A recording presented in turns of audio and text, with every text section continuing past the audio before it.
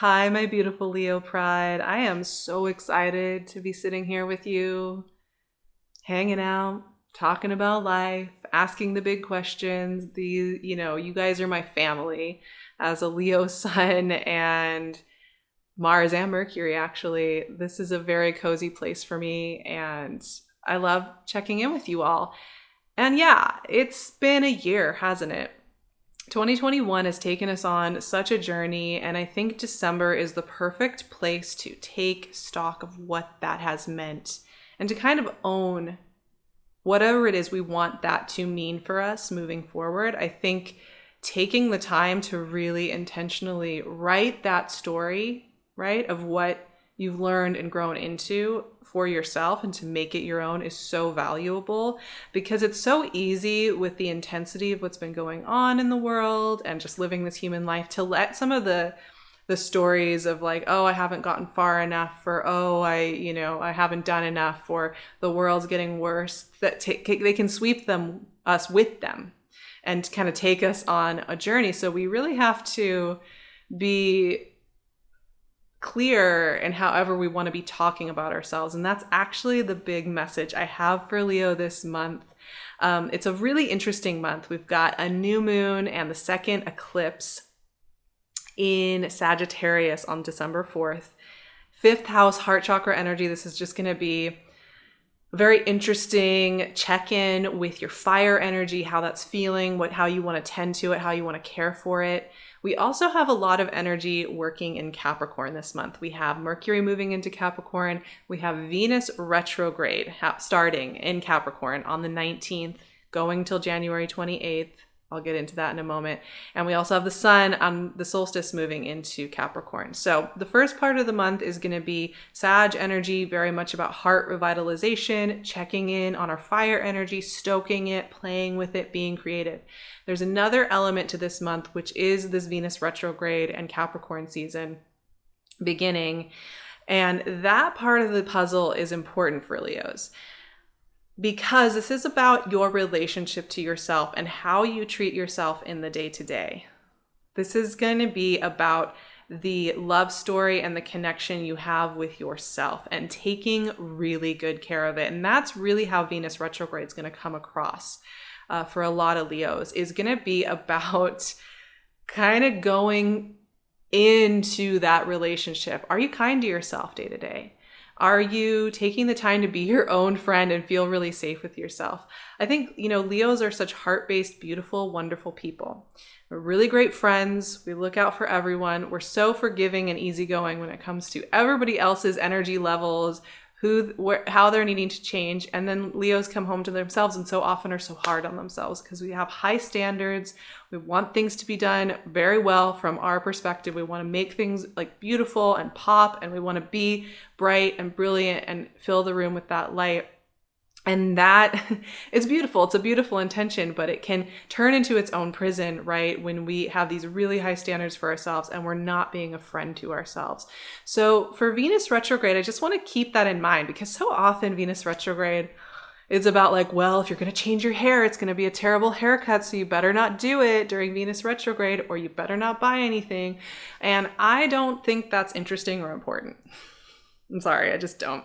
I think you can trust yourself if you want to change your style at any point, because you know who you are and you're allowed to experiment at any point, at any time, whenever you want. That's just my opinion.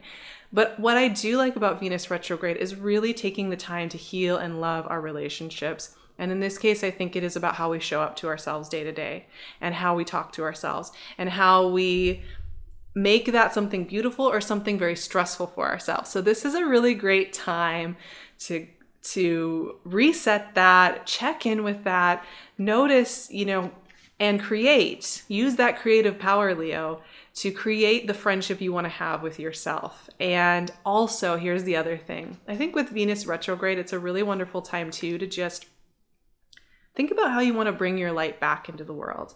If you've been feeling like it's a little dimmed, or like you've been wanting to keep it to yourself, or like you haven't really known how to express it with all that you've learned and all that's changed and traversed for you, this is a really great time to think about what you want that relighting of your fire to look like in the new year, what you want to share and what you don't want to share, what feels true for you to perform and share and explore and shine bright on, and what feels like something that no longer fits or that you want to keep more private. This is a great time to just really look at all of that. There's one other thing I want to mention here in the context of all the shifting going around with Venus retro, and we also have Jupiter moving out of Aquarius at the end of the month and into Pisces. So this is the last month of Jupiter in your 7th house, which it's been an interesting one. Jupiter in the 7th house, it's beautiful. It can amplify relationships, deepen things, challenge us to expand how we're connecting, also have us review how we want expansion to look in our friendships and our relationships and our important one-on-one relationships. It also can put a little pressure on. And one card wanted to come, the World. Hello, I love that card. Makes me happy. A graduation, a culmination, a point of centered understanding of how we are graduating moving forward. But as Jupiter moves into Pisces, which for Leos, this is 8th house transformational energy, but it's very spiritual, very much about reconnecting to our souls. I'm really excited for Jupiter and Pisces. I think it's a really, really nice combo. It's just kind of the energy I like personally, but it's also the end of a year of Jupiter moving through Aquarius. So this is also a really great time to just think about what you've learned from Jupiter and Aquarius. Think about what you've been learning from all the energy over in the opposing sign and really give yourself credit for that. It's important that we put 2020 in our mental, 2021 and 2020 in our mental drawers. We want to put them in a place that feels really empowering, because memory is an interesting thing. It's constantly morphing. You know, we're remembering and remembering and remembering memories of memories of memories. So we want to make the memories that we're creating in our remembering something that's going to serve us, not something that is going to feel detrimental or disempowering.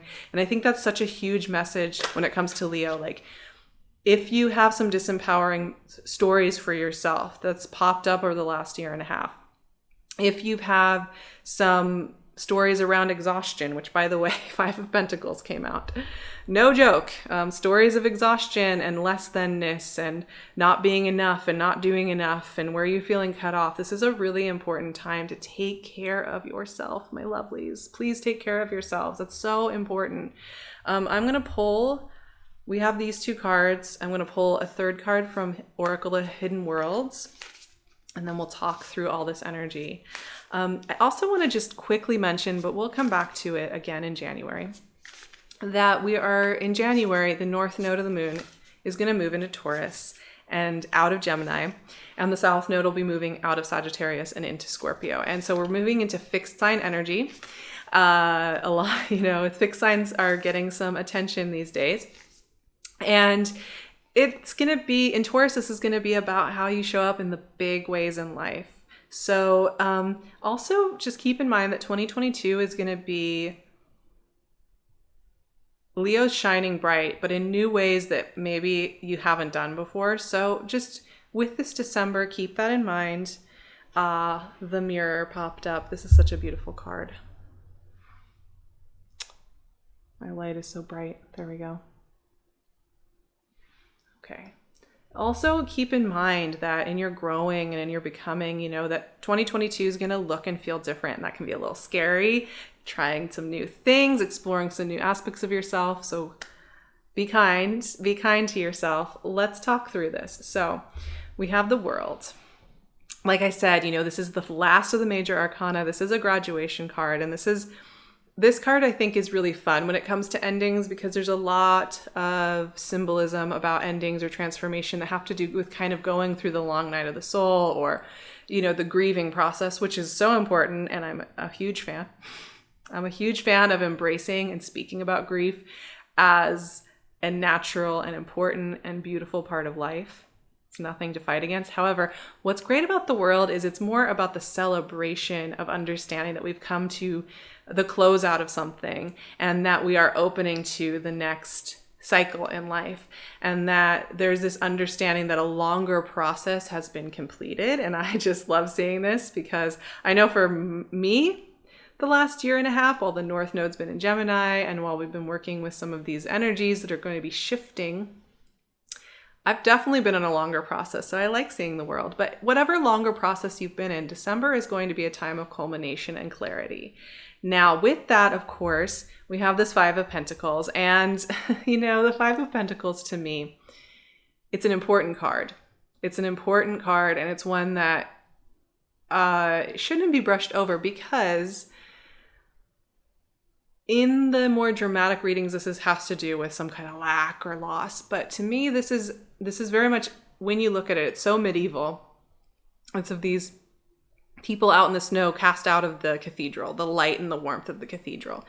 And for me, this is the part of ourselves that feels cast out, that feels unworthy, that has like memories, from being a kid or something, where you're stressed or you didn't fit in or you didn't do the perfect performance. And in your mind, you're thinking, that's why nobody loves me. It's that part of ourselves. It's that wounded inner child, or that generational wounding about how we don't fit in or how we're unlovable. And here's what I will say, when we are growing and becoming our next selves and trying some new things and opening new doors and closing out old cycles, we have to take care of the part of ourselves that's a little scared, that we're not going to be enough, that we're going to be ignored, that it's going to fail, that we're going to fail, that it's going to be bad. We want to take care of this part of ourselves. We want to be a compassionate witness to the part of ourselves that's skeptical, scared, worried, whatever, unsure, uncertain. Take care of them. Because the more we compassionately witness that part of ourselves, understand that it is merely a part of ourselves, it is not our life story, it is not our karmic destiny, it is not what we have been, forced to do, the more that this will not hold us back. This will not hold us back from really embracing who we are becoming. So we want to take care of this. And I often find this part of the energy shows up in growth. And that can feel frustrating, or like we're taking a step back when we should be taking 5 steps forward. But here's the thing, it's part of taking steps forward is being able to go in, right? So that, to me, going in, I think in culture is often seen as taking a step back. But to me, going in is definitely taking a step forward. So keep that in mind too. While you're expanding, it's okay to go in.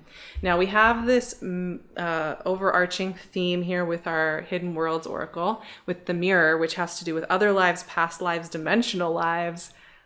Trippy message here. This is so interesting. It's a beautiful card, first of all. She's standing in this wood with this beautiful mirror, gazing in, this kind of earth goddess, fertility goddess kind of energy, right? Rebirth.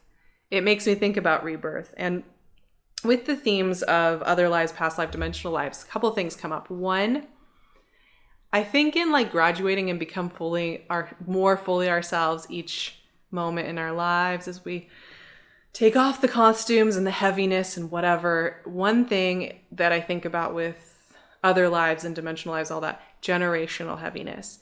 This is a great time to check in with how you're doing with that, any generational pain you may be carrying. Another thing, if you do have some kind of feeling like you have a karmic past, or you have a life that you keep repeating, or even a past within this life, this is a really great time to take care of that, to understand and place it contextually in the bigger picture, rather than having it dominate you. Finally, I'd like to say, remember your expansive spirit, and that you are allowed to explore all the facets of yourself. And with that, I think being multidimensional, exploring who you're becoming, being open to who you're becoming, not feeling stuck on the past repetitions, right? That has to define everything that happens next. We can let that go. So there's a lot of medicine in December. And I just want to remind you to hold December lightly. We don't need to get worked up about Venus retrograde, fear it, and think everybody's going to break up with us and it's going to be this terrible time where we get an ugly haircut. No. Venus retrograde, I think, is a very spiritual time. It's a great time to connect with teachings of divine feminine wisdom to come back home to ourselves, to get really comforted with ourselves, and to heal our relationship with ourselves. Specifically for Leo, this is a really great time to do that, and to reflect that in the way we show up in just a typical day. What does that look like for you to be your own best friend? To know you're your own best friend in a typical day, in a typical routine. So yeah, we went deep today, my friends. I have a little prayer, a little blessing for December. So here we go. As we close out this potent year, may you remember that you are loved and worthy, and you are allowed to shine bright again. That you can come back home to yourself, and that your creations are worth sharing. May you be surrounded by loving friends and community who take care of your beautiful heart. And may a deeper friendship blossom with yourself so that we can all witness it and share in that glory.